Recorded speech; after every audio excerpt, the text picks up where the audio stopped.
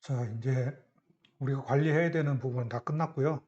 그 뒷부분에 이제 CRC 계산하고 에크날리지 뭐 이런 것들이 있는데 CRC라는 게 대체 어떻게 이 캔통신에서 오류가 일어나지 않도록 만들어 주는 건지 이게 좀 궁금할 겁니다. 그래서 CRC에 대한 얘기를 하려고 하는데 좀 이해하기 어려운 내용일 수 있습니다. 저도 이게 수학적인 정확한 근거를 어떻게 해서 이렇게 되는 거다라고 저도 정확히 이해를 하고 설명을 하지는 못하기 때문에 제가 아는 한도에서 계속 설명을 한번 해보겠습니다. 자, 수학 시간이나 뭐 다른 컴퓨터 시간이나 이런 데서 배웠을 건데 논리연산이라는 게 있습니다. not, or, and 이게 기본이 되는 연산이고요. not은 기본적으로 뭐 뭐뭐가 아니란 얘기죠. 그러니까 들어오는 신호가 0이면 0이 아닌 신호 1을 만들어주고 그 다음에 1이 들어오면 0을 만들어줍니다. 0은 거짓이라고 보통 얘기하고 1을 참이라고 얘기합니다. 그러면 0이 들어오면 거짓이 들어오면 참이라고 거짓말을 하는 거고요. 참이 들어오면 거짓이라고 거짓말을 하는 요 회로가 낫입니다. 반전시켜서 출력을 내는 거고요. 자, 5어는 5어라는 뜻이 뭐뭐이거나 뭐뭐이거다, 뭐뭐이거나라는 뜻이죠. 그러면 A와 B 두 개가 이렇게 신호가 들어올 때 둘 중에 하나만 참이 들어오면 참이라는 신호를 만들어 줍니다. 그래서 자, 이 인풋에서 A, B 중에 둘 중에 하나. 얘는 둘 다 거짓으로 들어왔으니까 0이 들어왔으니까 거짓이 나오는 거고요. 그다음에 둘 중에 하나. B가 1로 들어왔죠. 그럼 얘가 참이라고 나오고요. 얘는 A가 1이 들어왔기 때문에 참 1로 나오는 거고요. 둘 다 참이 들어왔기 때문에 얘는 참 이렇게 해서 출력이 나오게 됩니다. 자, and는 그리고란 뜻이죠. A도 A, 그리고 B도 참이어야 참이 되는 겁니다. 자, A가 0, B가 0. 그러니까 거짓이고요. A가 0, 0, B는 참. 네, 그리고란 뜻이 안 되죠. AND가 안 되니까 0. A가 0, 그러나 B가 거짓. 0. 아니, A가 참, B는 거짓. 이렇게 되니까 그리고가 아니니까 이거는 0이 되고요. A가 1, 그리고 B도 1 이렇게 되니까 얘는 참이 되는 겁니다. 이게 엔드 연산이고요. 자, CRC 계산을 하기 위해서 알아야 되는 게 이겁니다. exclusive or라는 거고요. XOR 짧게 쓸 때 이렇게 씁니다. XOR이라고. 베타적 우어라는 뜻입니다. 베타적 우어인데 어떻게 계산하냐면 A나 B가 서로 다르면 참입니다. 같으면 거짓이고요. 달라야 참을 출력합니다. 자, 입력에서 A와 B가 현재 같죠. 이게 같으면 거짓 0이 되고요. A와 B가 다르면 참 1, 1, 0 다르니까 참, 그 다음에 같으니까 1, 1로 같으니까 0 이렇게 되는 겁니다. 이게 exclusive or고요. 이 연산이 CRC를 계산하는 연산에 사용되는 논리 연산입니다. 자, CRC 계산을 직접 한번 해볼 건데 계산되는 샘플은 여기 이제 캔 데이터의 한 개의 프레임입니다. 한 개의 프레임인데 여기서부터 해서 스타트 오브 프레임에서부터 엔드 오브 프레임까지 신호가 가겠죠. 근데 CRC가 여기 있습니다. CRC가 여기 있는데 CRC는 CRC 바로 전까지를 가지고 계산한다고 그랬습니다. 근데 여기서 보면 이 뒤에 이제 몇 바이트의 자료가 쭉 붙겠죠. 붙는데 지금 현재 이 샘플에서는 DLC 코드가 0입니다. 그 얘기는 데이터 바이트가 없다는 얘기입니다. 데이터 바이트가 없어야 그나마 샘플이 단순하기 때문에 좀 계산이 짧아서 이렇게 만들었습니다. 자, 요런 계산 자료가 통신 자료가 쭉 넘어갔을 때 하드웨어 CRC 계산을 해서 어떤 CRC 값이 만들어지는지를 보여드리겠습니다. 자, CRC 계산을 할 때 일정한 다항식이 필요합니다. 다항식이 필요한데 캔버스를 계산할 때 사용하는 다항식이 딱 정해져 있습니다. 그게 요거고요. 다항식으로 표현한 건 요거고 그걸 이진수로 표현한 건 요겁니다. 그 16진수로 표현한 건 요거고요. 자, 이렇게 다항식이 있을 때 요거를 이진수로 표현한 거는 어떤 식으로 표현을 하는 거냐면 여기 15죠. 그러면 얘는 앞에 요게 1이 있다라고 보는 겁니다. 근데 15, 14에도 있죠. 그러니까 1. 근데 13이 여기 중간에 13이 없죠. 그러면 0으로 쳐줍니다. 10이 없죠. 그러니까 0. 11도 없으니까 0. 그다음에 10이 있으니까 1. 그다음에 9가 없으니까 0.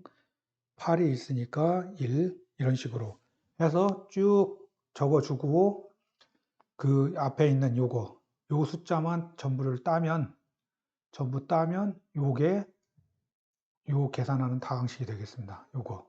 요게 같은 겁니다. 요걸로 계산을 하는 CRC 계산을 할 때 사용합니다. 근데 요 다항식이 딱 정해져 있다는 거죠. 이 다항식이 계속 바뀐다거나 이 다항식이 다르다거나 하면 CRC 계산을 한 데이터가 바뀌게 되는 거죠. 자, 그래서 여기 여기 있는 요 전체 데이터 요 전체 데이터를 가지고 CRC 계산을 해볼 겁니다. 그러면 뒤따라오는 것들은 어떤 이런 식으로 쭈루룩 자동으로 붙는 뭐가 되겠죠. 자, 그래서 방금 전에 봤던 거 요거 0, 1, 0, 0, 1, 0, 1, 0, 1, 0, 1, 0, 1, 0, 1, 0, 0, 0, 0, 0, 0, 0. 요 코드를 가지고 CRC 계산을 해보겠습니다. 그러면 방금 그 데이터가 여기 그대로 오는 거고요. 나눗셈을 하는 건데 모듈라 2 연산이라고 얘기합니다. 모듈라 2 연산이라고 하는데 나눗셈이라고는 얘기하는데 우리가 알고 있는 그런 나눗셈은 아니고요. 아까 방금 전에 소개시켜 드렸던 그 다항식 여기에 붙습니다. 그리고 이 나누려고 하는 그 데이터를 아까 그 지정이 되어 있는 그 다항식으로 모듈라 2 나눗셈을 하는 겁니다. 그러면 이런 식으로 나눗셈을 하고 나머지가 남은 거로 또 이렇게 쭈루루룩 나눗셈을 하는데 여기까지 하면 나눗셈이 끝나겠죠. 그러면 나머지가 발생합니다. 이 나머지가 CRC 코드 값입니다. CRC 코드 값이고 이 나머지 연산을 하기 위해서 이게 15차 항입니다. 그래서 뒤에 요 계산하려고 하는 요 항에 뒤에다가 0을 15개를 붙입니다. 15개를 붙인 상태에서 얘를 가지고 모듈라2 연산을 합니다. 그러면 자, 앞에 0인 거는 계산할 필요가 없고요. 요 숫자는 의미가 없습니다. 단지 계산을 하기 위해서 쭉 넣는 거고요. 우리가 찾고자 하는 데이터는 요겁니다. 나머지를 찾는 거고요. 자, 0이니까 그냥 넘어가고요. 처음에 1이 나왔을 때 여기다 1을 써줍니다. 그리고 요 숫자가 그대로 여기 옵니다. 그래서 자, 이 두 개를 가지고 exclusive O 연산을 합니다. 두 개가 같으면 0이 되죠. 그 다음에 다르니까 1, 다르니까 1, 같으니까 0, 다르니까 1, 다르니까 1, 다르니까 1, 다르니까 1, 같으니까 0, 같으니까 0, 다르니까 1, 달라서 1, 달라서 1, 같아서 0, 0, 1, 그리고 다음 거 계산을 하기 위해서 위에서 하나 자리 내림하고요. 그러면 그 다음에 다시 2를 넣어주고 요게 다시 여기로 오는 거죠. 그래서 다시 계산하면 0, 0, 0, 1, 1, 0, 0 이렇게 쭉 떨어지고 자, 여기 앞에가 0이죠. 그럼 요거는 계산을 할 필요가 없습니다. 그러니까 0으로 그냥 넘기고 다시 또 1을 넘겨주고 이렇게 쭉 써주고 또 자리 내리고 하고 해서 쭉 계산을 해서 여기까지 오면 남는 나머지가 발생합니다. 요게 CRC 코드입니다. 요 CRC 코드를 아까 앞에 있던 여기에 넣어주는 겁니다. 여기에 넣어서 데이터를 보내게 되는 거고요. 그럼 CRC를 넣어서 받는 쪽에서는 이제 다시 CRC 계산을 합니다. 여기서 여기까지 CRC 코드까지 요 값을 가지고 전체 아까는 0으로 계산을 했죠. 뒤에 0을 15개를 채워서 그걸 가지고 계산을 했는데 이 만든 CRC 코드 값을 방금 전 그 데이터에다가 집어넣고 다시 CRC를 검증하는 다항식을 가지고 다시 또 모듈라2 연산을 합니다. 모듈라2 연산을 똑같이 다 해서 여기 끝나는 시점으로 딱 오게 되면 얼마가 돼야 되냐? 무조건 0이 나와야 됩니다. 0이 나오면 CRC 계산이 제대로 된 거고 이렇게 되면 통신상에 오류가 없다라고 보는 겁니다. 근데 만약에 이게 0이 안 나온다 그러면 뭔가 문제가 생긴 거고 통신에 오류가 발생한 겁니다. 그러면 이 데이터 프레임 전체는 무시하게 되는 겁니다. 자, 이렇게 작동하는 게 CRC입니다. 자, 이거는 하드웨어적으로 CRC를 계산하는 원리 중에 하나를 설명한 겁니다. 자, 8비트 CRC 생성하는 거를 예로 들은 거고요. 다항식은 이렇게 주어져 있고, 이 다항식에 따라서 계산하는 하드웨어적인 계산식이 이렇게 되어 있습니다. 중간에 지금 이렇게 표현이 되어 있는 게 이게 익스클루시브 워 연산을 한다는 거고요. 이 단계, 0단계일 때는 주어진 값이 그대로고 여기서 1단계로 넘어갈 때 익스클루시브 워를 해서 1단계에다 집어넣는 겁니다. 근데 그 값을 예를 들어서 이 단계에서 익스클루시브 연산을 하는 거는 여기에서 들어온 데이터 하나, 그 다음에 여기서 빠져나온 데이터 하나를 두 개를 가지고 익스클루시브 워 연산을 해서 여기다 넣고 또 여기서도 마찬가지 똑같은 방식으로 계산하고 또 집어넣고 해서 여기는 계속 척척 쌓여져 나가는 겁니다. 그래서 어떤 다항식 하나가 딱 주어졌을 때 그 다항식하고 그 뒤에 0을 더 숫자를 더 채운다 그랬죠. 다항식 숫자만큼 요거는 지금 최대 차수가 8차니까 0을 8개를 채워서 그 계산하고자 하는 거에다가 뒤에다 8개를 채워서 이쪽에서부터 밀어 넣습니다. 밀어 넣으면서 요거를 거치고 쭉 거쳐서 빠져나오는 숫자가 여기로 다시 대목이 되고 두 개를 비교해서 익스클루시브 연산이 쭉쭉쭉쭉 되고 이게 다 끝에까지 딱 가면 멈춰서 그 나머지 CRC 코드가 나오는 거고 그렇게 해서 나온 CRC 코드를 다시 여기서 또 집어넣고 계산을 해서 돌렸을 때 나중에 0으로 딱 떨어지면 이상이 없는 거다 라고 하는 겁니다. 그걸 해서 한번 보시면 자 이렇게 메시지가 있죠. 메시지 있고 숫자 채우고 돌려가면서 왼쪽으로 시프팅을 시키면서 요거를 익스클루시브 오어를 시켜서 연산을 해서 다 집어넣게 되면 나중에 어떤 숫자가 딱 떨어집니다. 그게 CRC 코드고요. 그 CRC 코드를 다시 똑같은 방식으로 돌렸을 때 마지막에 0이 딱 떨어지면 CRC가 체크 OK 하고 끝나게 되는 겁니다. 체크 OK. 이거는 체크성 하고 나오죠. 자, 요게 하드웨어적으로 시프팅 시키면서 하는 방식 중에 하나입니다. 자, 이제 비트 타이밍에 대해서 얘기를 할 건데, 캔 통신은 자동차에서 캔 통신이 저속 캔도 있고 고속 캔도 있고 뭐 그렇다고 했습니다. 그래서 그 고속 캔의 경우 500kbps에서 1MHz까지 쓴다고 그랬죠. 그리고 뭐 저속 캔도 같이 쓰고 어쩌고 하다 보면 여러 가지가 같이 만나서 하고 그 여러 가지 시스템이 같이 동작을 하다 보면 정확히 타이밍이 맞아서 돌아가기가 힘들겠죠. 그래서 동기화를 시켜주는, 아니 동기화가 아니라 타이밍을 맞춰주는, 비트 타이밍을 동기화 시켜주는 이런 과정이 필요하게 됩니다. 자, 그래서 간단하게 한번 표를 보시겠습니다. MCU 클락하고 그다음에 캔 클락, 캔 장치가 가지고 있는 클락, 그다음에 캔버스 스피드를 비교를 해보겠습니다. MCU가 16MHz에 16MHz의 클락을 갖고 있고 그러면 한번 MCU 오실레이터가 이렇게 진동을 해서 한 주기를 만들어내는 이 타임 클락은 0.125 마이크로세크가 됩니다. 0.125 이 16MHz 0.0625 마이크로세크가 됩니다. 16MHz라고 할 때. 그리고 캔 클락이 만약에 8MHz다. 그럼 요거의 2배가 되겠죠. 0.125 마이크로세크가 됩니다.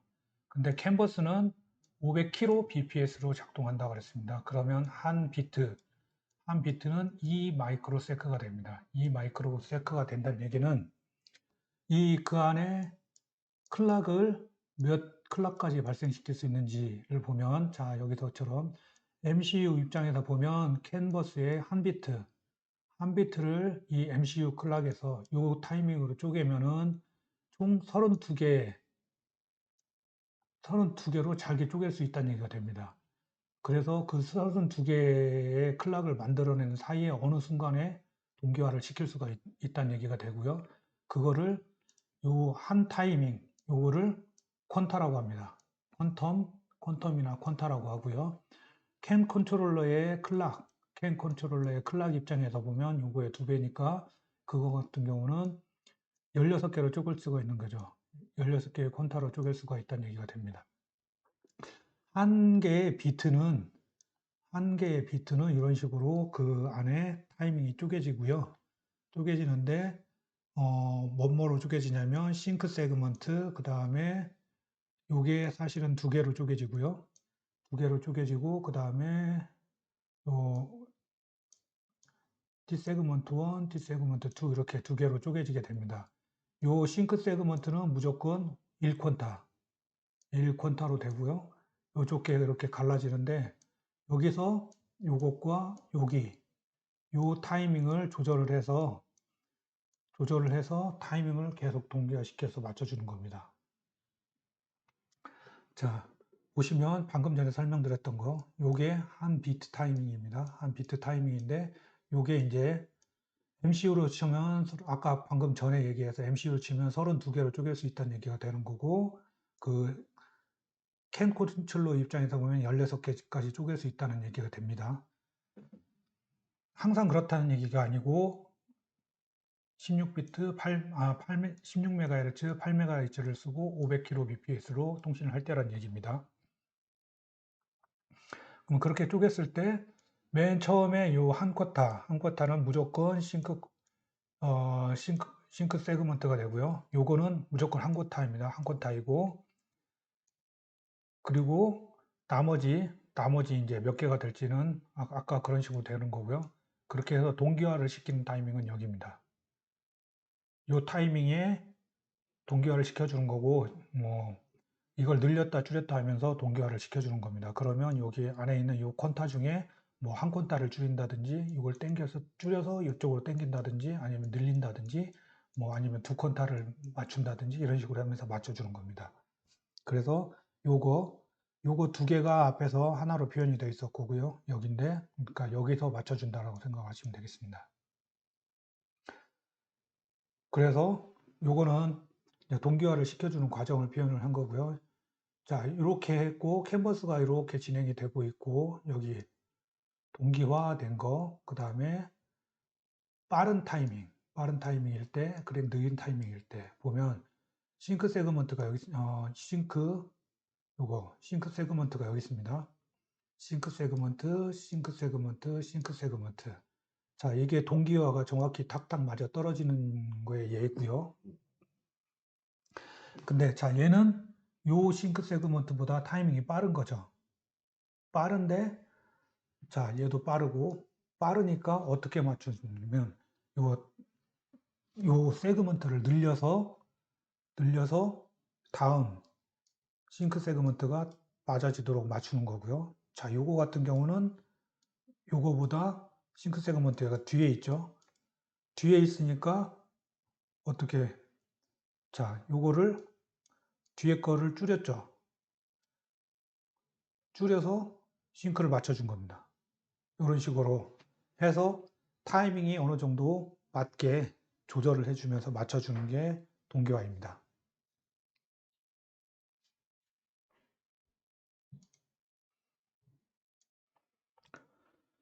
실제로 사용하는 캔 모듈에서 캔 네트워크를 구성을 하면 맨 끝에 종단 저항이 125ohm이 들어간다고 그랬습니다. 그래서 이 캔 모듈의 회로를 살펴보면은 이렇게 있는데 그 모듈에 여기 J2 점퍼,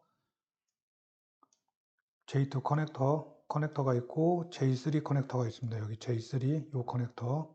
근데 여기는 이 커넥터는 서로 그냥 연결이 되어 있습니다. 그리고 J1 커넥터가 있습니다. 여기 또 J1 커넥터가 있습니다. J1 커넥터가 있는데 J1 커넥터에 보면은 여기에 125ohm의 종단 저항이 설치가 되어 있습니다. 그래서 내가 만약에 이 모듈들을 전부 연결을 해서 캔 네트워크를 구성한다. 그러면 맨 끝에, 양쪽 끝에 있는 애는 여기에 여기다 점퍼를 써서 연결을 해주게 되면 이 종단 저항을 설치한 거, 여기가 연결이 되면서 종단 저항이 설치된 걸로 작동을 하게 됩니다. 어떤 분들은 보니까 여기다가 125ohm을 이렇게 걸어서 테스트를 하시더라고요.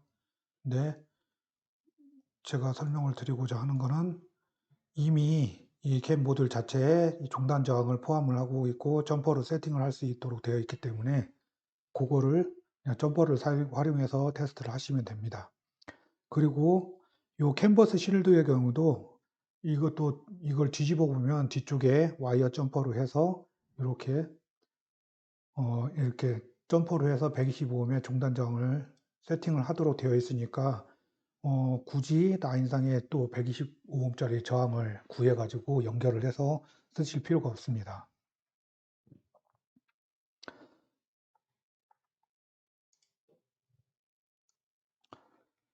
자동차 내의 통신 네트워크의 구성 예입니다. 일단 캔 통신이 자동차 네트워크에서 가장 많은 비중을 차지한다고 했고요. 그 다음에 오비드라고 알고 계시는 분이 있을지 모르겠는데 자동차에는 자동차 스스로 고장 진단이나 현재 상태를 파악하도록 하는 장치가 달려 있습니다. 그거를 확인할 수 있는 포트가 있는데 그게 OBD 포트입니다. 온보드 다이그노시스라고 하는 기능이 있고요. 그것도 역시 그거는 통신 방식이 여러 가지가 있긴 한데 그 중에서 우리가 캔 통신 노드를 찾을 수가 있습니다. 그리고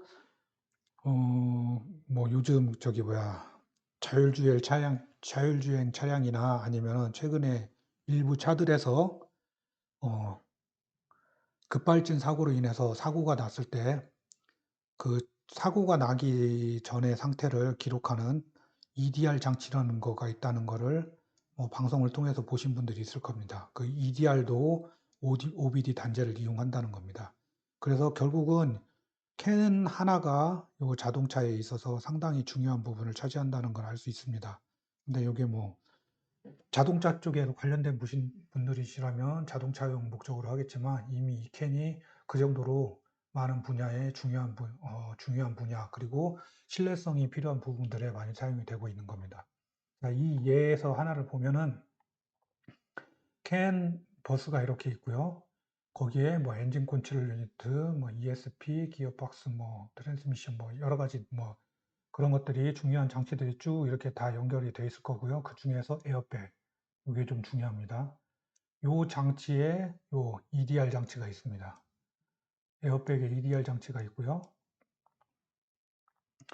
그리고 뭐 여러 가지 캔 통신이 쭉 있는데 여기 다이그노스틱이라고 되어 있는 요게 이 OBD 장치로 연결이 됩니다. 이게 OBD 장치로 연결이 되고요. 그런데 OBD 장치로 이런 신호를 다 해서 보내줄 때 어디를 거쳐서 나오냐면 게이트웨이를 거쳐서 나옵니다. 게이트웨이를 거쳐서 나오는데 게이트웨이는 뭐 대문, 뭐 문이나 그런 걸로 받아들이면 되고요. 이 시스템, 자동차 시스템 전체에 걸쳐서 캔 신호가 왔다 갔다 하는데 그 신호가 뭐 린도 있고 캔도 있고 뭐 여러 가지가 있다고 그랬죠. 그리고 속도도 다르고 그런데 우리가 이쪽으로 OBD 포트를 통해서 데이터를 받을 때는 게이트웨이가 이 각각에 대한 통신의 데이터를 받아서 필요한 데이터를 만들어서 이쪽으로 OBD 쪽으로 신호를 보내주게 됩니다. 그러면 우리는 OBD로만 통신을 하면 되는 거고 이 OBD는 제가 테스트 해본 것들은 전부 500kbps였습니다. 500kbps의 하이스피드 캔이었습니다. 그걸로 통신을 하게 됩니다. 그런데 중요한 건 뭐냐? 요 게이트웨이를 통하기 때문에 게이트웨이가 주는 정보 외에는 요 다른 정보는 보지 못합니다. 무슨 얘기냐? 캔 버스가 이렇게 있습니다. 여기에 각각 이슈들이 여러 개가 막 이렇게 달려 있는 거죠. 자동차 내에. 여기에 이렇게 여러 개가 막 달려 있는 겁니다. 달려 있고 거기에 게이트웨이가 있습니다. 게이트웨이가 있고 그 다음에 이쪽에 나중에 포트가 하나가 딱 달려 있습니다. 이 포트에 우리가 연결해서 사용을 하는데 이걸 OBD 포트라고 부르고요. 요 게이트웨이가 있고, 그래서 요쪽 사이에서는 캔 네트워크 통신의 특성상 접속만 하면 모든 신호를 다 볼 수 있다고 그랬습니다. 다 볼 수 있는데 게이트웨이를 통해서 빠져나오는 요 바깥쪽 요 세상은 게이트웨이가 주는 신호 외에는 볼 수가 없습니다. 이게 일종의 수문장 역할을 하는 거죠. 우리가 만약에 이쪽 라인에 직접 접속을 한다.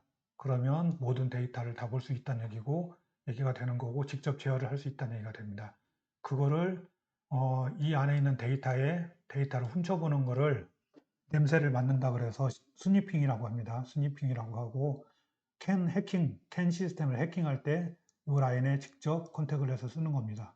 근데 이렇게 됐을 경우, 불법 행위를 하게 될 가능성이 높습니다. 그래서 그런 부분에 대해서 저는 얘기하고 싶지 않고요. 합법적인 영역, 이 OBD 영역만 얘기를 하고 싶습니다. 자, OBD는 원래 OBD가 나온 목적은 캘리포니아 환경청에서 자동차에서 나오는 배기가스로 인한 환경 오염을 막기 위해서 시작이 됐다라고 합니다. 그래서 전기 자동차로 넘어가면서 우리는 환경 오염물질이 나오지 않으니 OBD를 쓰지 않겠다. 반대하는 회사들이 있다고 합니다. 그래서 뭐 OBD가 지금 표준화되어 있는데 표준화되어 이 OBD에 반대하는 회사들이 있다고 합니다.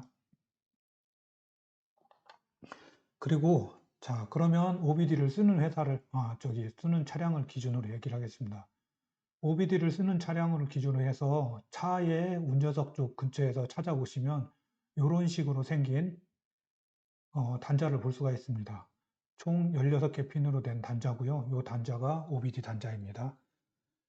예전부터 뭐 쓰던 여러 가지 규격부터 해서 그런 것들이 있기 때문에 여러 가지 이런 신호들이 존재합니다. 여러 가지 신호들이 존재하는데 그 중에서 우리가 쓸 거는 요거 ISO, 요거 CAN HIGH, 그 다음에 CAN LOW 요 단자입니다. 그래서 6번 단자와 14번 단자, 요 단자를 쓸 거고요. 그 다음에 캔버스 실드 같은 걸 써서 별도의 장치를 쓴다 그러면 여기 12V 전원을 가져올 수 있는 단자가 있고요. 그 다음에 여기 두 개, 그라운드를 쓸 수 있는 단자 두 개가 있습니다. 요 단자 두 개. 이렇게 해서 요 단자까지도 알고 계시면 도움이 될 겁니다.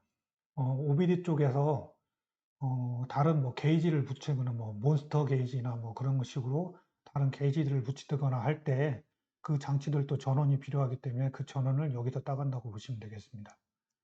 그리고 그 신호는 요 캔 하이와 캔 로우 여기서 따간다고 보시면 되겠고요. 그 장치들이 혹시 이런 버스들까지 다 확인을 해서 추가의 데이터를 찾아서 해주는지는 모르겠습니다. 아무튼 그러나 요즘 차들은 거의 캔 하이와 캔 로우는 거의 다 공통으로 쓰고 있기 때문에 우리가 지금 이 캔을 공부하고 있기 때문에 이 라인을 사용을 하시면 되겠습니다.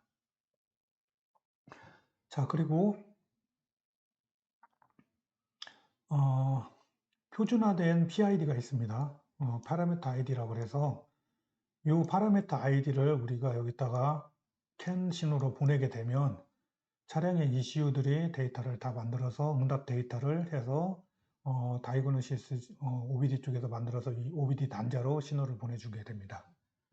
그리고 그 일부는 차량 제조 회사에서들도 자기 차의 모니터링을 하고 저기를 해야 되기 때문에 일부 PID 이거는 공개가 되어 있고 일부는 암호화되어 있습니다. 그래서 이런 코드는 우리가 볼 수가 없죠. 그리고 법적으로 OBD 단자는 운전대에서 2피트 거리 내에 있어야 된다고 합니다. 운전대에서 2피트 내 거리에 있어야 되기 때문에 운전대 밑에 근처에서 찾아보시면 이 단자를 찾을 수 있습니다. 그리고 꼭 아셔야 되는 게 차량에 해를 가하거나 오디오메타, 그러니까 거리적산 누적 젖산계죠. 요거의 값을 변경하는 것은 불법 행위, 명백한 불법 행위입니다. 그래서 그런 행위는 하시면 안 되고요. 그리고 또 이 누적 적산계, 요거는 이 메터 자체의 거리를 기록하는 장치가 있다고 합니다. 자, OBD 장치는 많이 보셨을 수도 있는데, 이 OBD 포트에다가 이렇게 꽂아서 블루투스 통신을 사용하는 이런 방식이 있고요. 이런 방식이 있고, 이쪽 북미 쪽에서는 제일 신뢰도가 높다고 추천하는 이 장치가 이 블루 드라이버라고 하는 장치입니다. 요게 가격이 꽤 나가는데, 요게 제일 신뢰성이 있고 괜찮다라고 다들 추천을 하더라고요. 그리고 제일 많이 유명한 장치가 ELM327이라는 장치고요.